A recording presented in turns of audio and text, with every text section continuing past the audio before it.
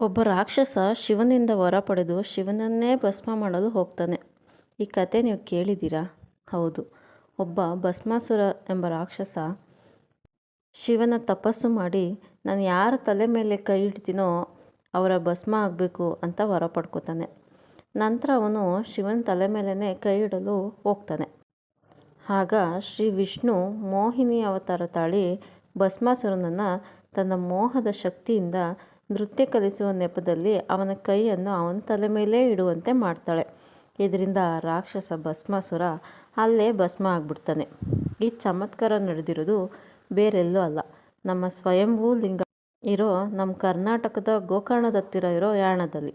ಹೌದು, ಯಾಣದಲ್ಲಿ ಇರುವ 2 ಶಿಖರಗಳಲ್ಲಿ ಒಂದು ದೊಡ್ಡ ಶಿಖರ ಭೈರವೇಶ್ವರ ಶಿಖರ ಮತ್ತು ಇನ್ನೊಂದು ಚಿಕ್ಕ ಶಿಖರ ಮೋಹಿನಿ ಅಂದರೆ ವಿಷ್ಣುವಿನ ಶಿಖರ. ಹಾಗೆಯೇ ಈ ಶಿಖರಗಳ ಮಧ್ಯೆ ಒಂದು ಶಿವಲಿಂಗ ಕೂಡ ಇದೆ. ಅಲ್ಲಿ ದಿನದ 24 ಗಂಟೆ ಕೂಡ ನೀರು ಶಿವಲಿಂಗದ ಮೇಲೆ ಬೀಳ್ತಾ ಇರುತ್ತೆ.